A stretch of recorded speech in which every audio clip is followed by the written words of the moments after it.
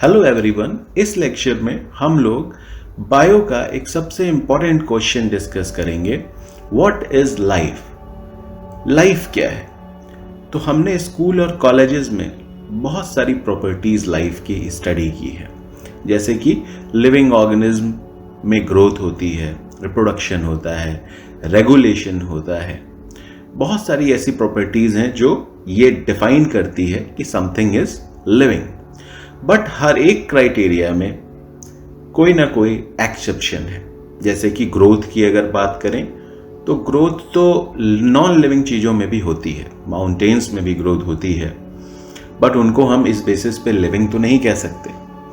इसी तरह अगर हम लोग बात करें रिप्रोडक्शन की, तो बहुत सारे ऐसे भी ऑर्गेनिज्म हैं जो रिप्रोड्यूस नहीं कर सकते, बट इस क्राइटेरिया पे हम उन्हें नॉन लिविंग तो नहीं कह सकते।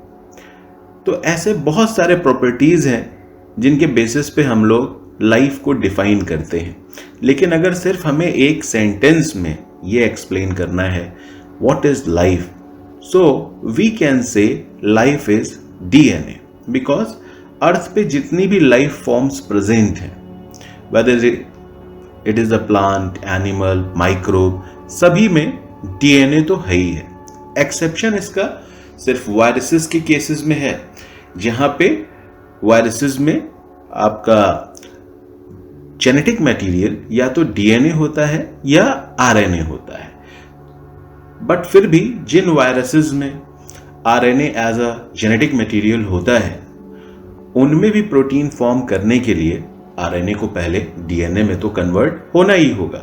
जैसे आप कोविड-19 का ही वायरस अगर एज अ एग्जाम्पल देखें तो ये आपका कोरोना वायरस जो है ये एक आरएनए कंटेनिंग वायरस है। बट फिर भी अगर इसको प्रोटीन फॉर्म करना है तो यहाँ पे रिवर्स ट्रांसक्रिप्शन के through first of all RNA DNA में कन्वर्ट होगा, after that protein formation start होगी। तो in one word we can say life is DNA. So every organism on earth contains the molecular instructions for survival and development.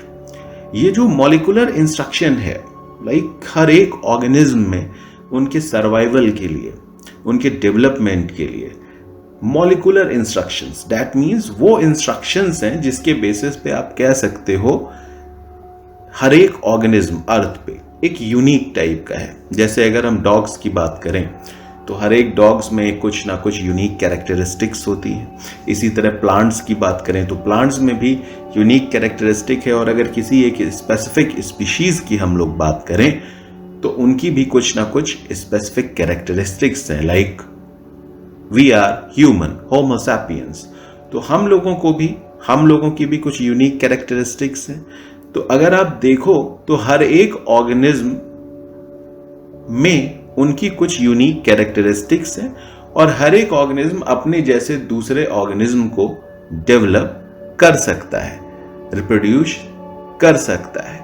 तो ये जो properties हैं, किस basis पे ये सारी चीजें डिसाइड होती है कि कौन सा ऑर्गेनिज्म कैसा दिखेगा, उसके कैरेक्टरिस्टिक्स कैसे होंगे, इन सब के लिए सेल में एक मॉलिक्यूलर इंस्ट्रक्शंस होते हैं, जिसके बेसिस पे आप कह सकते हो it is just like a computer program. जिस तरीके से हम कोई प्रोग्रामिंग के थ्रू एक प्रोग्राम राइट करते हैं कंप्यूटर में, उसी तरह हमारा सेल में एक मॉलिक्यूलर इंस्ट्रक्शन है जिसके बेसिस पे हर एक ऑर्गेनिज्म डिफरेंट तरीके से वर्क करता है, सबकी एक यूनिक कैरेक्टरिस्टिक होती है। ये जो मॉलिक्यूलर इंस्ट्रक्शंस है, जैसे कि हमने कंप्यूटर प्रोग्रामिंग में बहुत सारी लैंग्वेजेस यूज होती हैं, जो भी लैंग्वेज यूज होती है उनका एक स्पेसिफिक कोड होता है। उन कोड्स के बेसिस पे ही कोई ना कोई हर एक प्रोग्रामिंग लैंग्वेज में डिफरेंट कोड्स हैं, और उनको अलग अलग तरीके से लोग प्रोग्रामर्स स्क्रिप्ट राइट करते हैं और एक यूनिक टाइप के प्रोग्राम्स एग्जीक्यूट होते हैं। उसी तरह वी कैन से अर्थ पे हर एक ऑर्गेनिज्म का, हर एक सेल का एक डिफरेंट काइंड का प्रोग्राम है। दैट मीन्स आप कह सकते हो प्लांट्स, एनिमल्स, माइक्रोब्स, सबका जो ये यूनिक कैरेक्टरिस्टिक्स है ये इसी यूनिक प्रोग्रामिंग की वजह से है। अब जैसा कंप्यूटर में प्रोग्रामिंग के लिए हर एक लैंग्वेज में एक स्क्रिप्ट है, उसी तरह यहाँ पे जो मॉलिकुलर इंस्ट्रक्शंस हैं या आप कह सकते हो सेलुलर प्रोग्रामिंग है, ये जिस लैंग्वेज में है उसको आप कह सकते हो लैंग्वेज ऑफ लाइफ। और ये जो लैंग्वेज ऑफ लाइफ है जिसमें हमारे लाइफ के पूरे कोड्स रिटन हैं, this is known as DNA. अब डीएनए में भी बहुत सारे यूनिक कोड्स हैं जिनको हम लोग डिस्कस करेंगे। तो in one word we can say life is DNA. तो हर एक ऑर्गेनिज्म का एक मॉलिक्यूलर इंस्ट्रक्शन है और वो मॉलिक्यूलर इंस्ट्रक्शन बेस्ड है किस पे? डीएनए पे। डीएनए लैंग्वेज ऑफ लाइफ में ही वो रिटन है। तो अगर हमें किसी भी ऑर्गेनिज्म को के बिहेवियर को या उस ऑर्गेनिज्म को मॉलिक्यूलर लेवल पे हमें समझना है, तो उसके लिए सबसे इंपॉर्टेंट क्या है कि अगर हम इस कोड को डिकोड कर दें। कोड मींस ये जो हमारा डीएनए उसमें प्रेजेंट है, उस डीएनए को अगर हम लोग एक्सप्लोर करें, यानी कि उस डीएनए को अगर हम लोग एक्सप्लोर करें और देखें कि किस तरीके से वहां पे डीएनए की कोडिंग हुई है, तो हम उस ऑर्गेनिज्म के बारे में मॉलिक्यूलर लेवल पे बहुत कुछ समझ सकते हैं, किसी भी डिजीज के बारे में बहुत कुछ समझ सकते हैं और उनके पॉसिबल क्योर भी सर्च कर सकते हैं कि क्या पॉसिबल ट्रीटमेंट हो सकता है। लाइक अभी कोविड के केस में जब ये वायरस वुहान चाइना में आया, तो फर्स्ट ऑफ ऑल साइंटिस्ट ने क्या किया, इसका जो भी जेनेटिक मटेरियल था उसको आइसोलेट करके उसकी सीक्वेंसिंग की और हमारे पास फिर जब इसका कंप्लीट सीक्वेंस अवेलेबल हो गया आरएनए का, आफ्टर दैट हमने उसी बेसिस पे बहुत सारी चीजें, बहुत सारी रिसर्च हो पाई जिसके थ्रू हम बेटर अंडरस्टैंड कर पाए इस वायरस को और इसके अगेंस्ट इतने ही बहुत ही फास्ट तरीके से हमने वैक्सीन्स भी डेवलप की।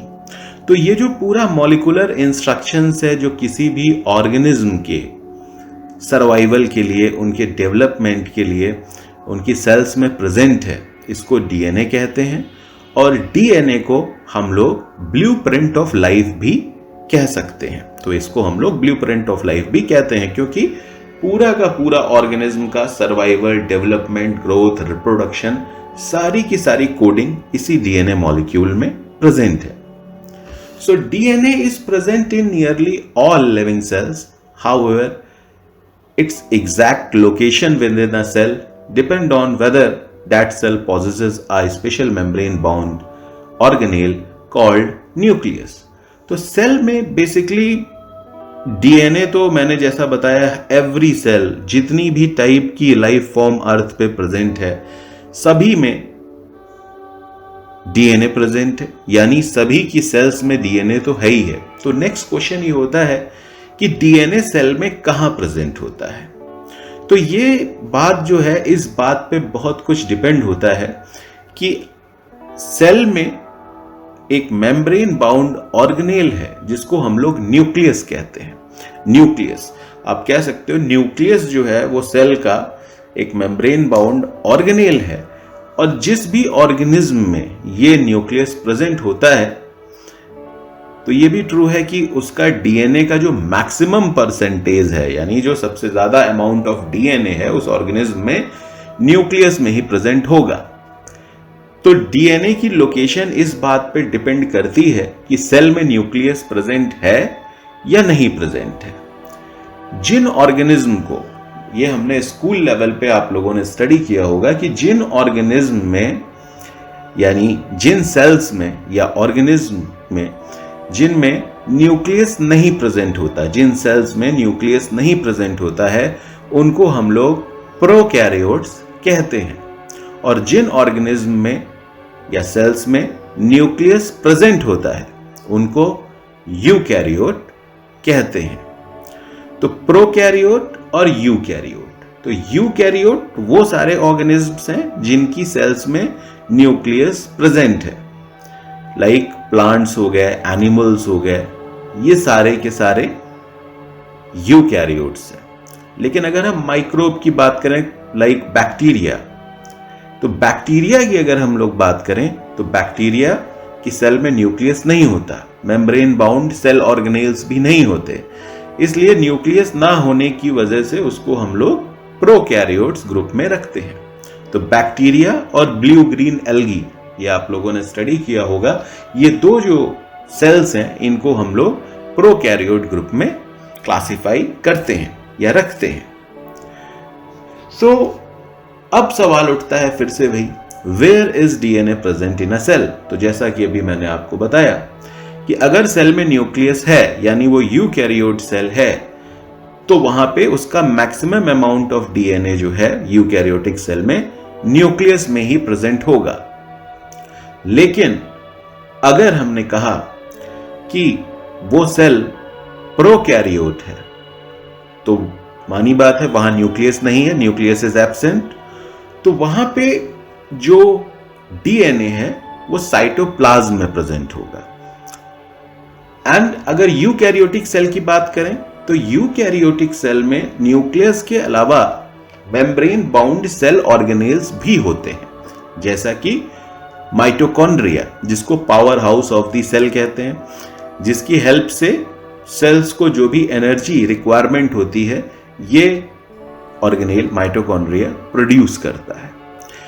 इसी तरह प्लांट्स में एक स्पेशलाइज्ड सेल ऑर्गेनेल है जिसको क्लोरोप्लास्ट कहते हैं, जहां पे जिसकी हेल्प से, जिसमें क्लोरोफिल प्रेजेंट होता है और इसी की हेल्प से प्लांट्स फोटोसिंथेसिस करने में कैपेबल होते हैं। तो ये जो दो सेल ऑर्गेनेल हैं, माइटोकॉन्ड्रिया और क्लोरोप्लास्ट, इनमें भी डीएनए प्रेजेंट होता है।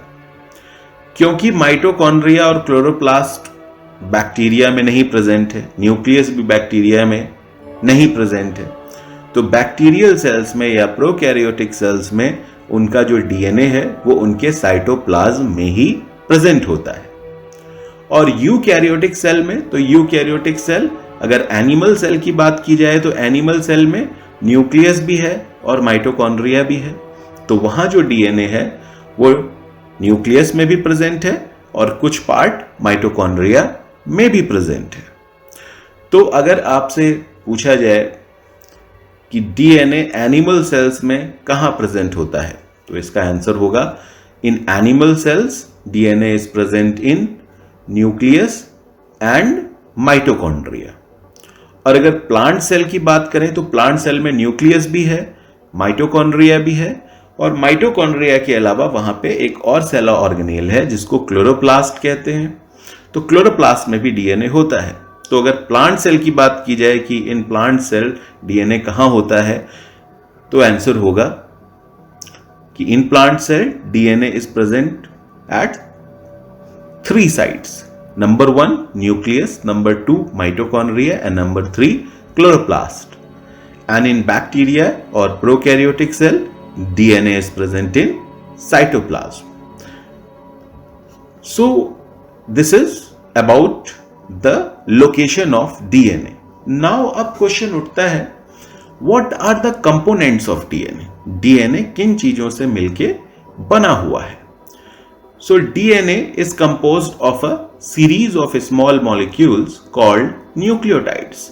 DNA बहुत सारे स्मॉल मॉलिक्यूल्स से मिलके बना हुआ है जिनको हम लोग न्यूक्लियोटाइड कहते हैं। ये न्यूक्लियोटाइड्स डीएनए में जो प्रेजेंट हैं ये 4 टाइप्स के हैं।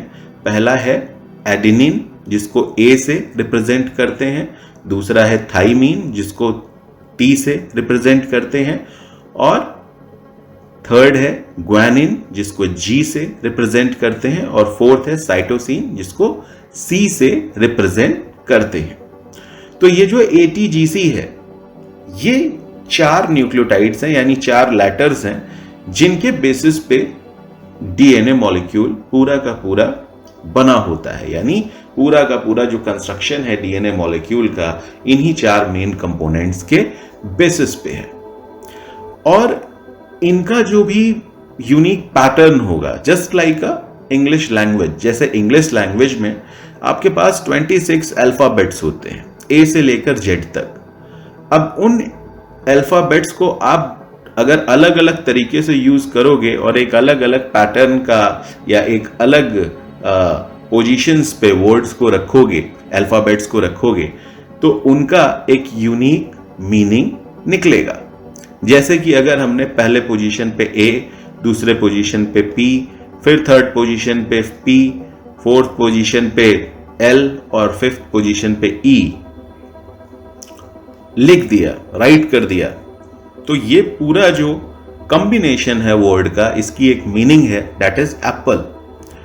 तो इसी तरह आप इंग्लिश लैंग्वेज, अगर आपके पास ये 26 अल्फाबेट्स मैं बोलूं आपके पास है, तो आप दुनिया का में कोई भी चीज, कोई भी कंटेंट, कोई भी बुक इंग्लिश लैंग्वेज में अगर है तो उसको राइट कर सकते हो। तो उसी तरह ये जो ATGC है, ये DNA के 4 कंपोनेंट्स हैं और इन्हीं के बेसिस पे हम कह सकते हैं कि इस वर्ल्ड में, अर्थ पे जितनी भी लाइफ फॉर्म प्रेजेंट है, एनिमल, प्लांट, माइक्रोब, सभी में उनका जो DNA है वो इन्हीं 4 लेटर से बना हुआ है। और इन 4 लेटर्स ATGC का यूज करके अलग अलग कॉम्बिनेशन में, अलग अलग पैटर्न्स को यूज करके इस दुनिया का कोई भी ऑर्गेनिज्म डिजाइन किया जा सकता है, कोई भी ऑर्गेनिज्म डिजाइन हो सकता है। क्योंकि जिस तरह आपके पास इंग्लिश में ए से जेड तक के 26 अल्फाबेट्स थे, उनका यूज करके आप कोई भी बुक राइट कर सकते थे, उसी तरह अगर ये सिर्फ हमारे पास 4 लेटर्स हैं, न्यूक्लियोटाइड्स ATGC, तो इस वर्ल्ड में, इस अर्थ पे जितने भी लाइफ फॉर्म प्रेजेंट हैं, सबका DNA इन्हीं 4 चीजों से मिलके बना हुआ है। और इनके अलग अलग पैटर्न की वजह से, इनकी अलग अलग पोजीशन पे प्रेजेंट होने की वजह से इतने सारे डिफरेंसेस हमको डिफरेंट लाइफ फॉर्म में देखने को मिलते हैं कि प्लांट्स अलग हैं, एनिमल्स अलग हैं, फिर एनिमल्स में भी डिफरेंट टाइप की स्पीशीज हैं, प्लांट्स में भी डिफरेंट टाइप की स्पीशीज हैं। लेकिन अगर सब में कॉमन चीज देखी जाए तो DNA है, और DNA में भी ये 4 लेटर्स हैं ATGC। इन ATGC लेटर्स का सब में एक अलग अलग कॉम्बिनेशन, अलग अलग पैटर्न प्रेजेंट है, और ये अलग अलग पैटर्न प्रेजेंट होने की वजह से हर एक ऑर्गेनिज्म, हर एक लाइफ फॉर्म एक दूसरे से डिफरेंट है।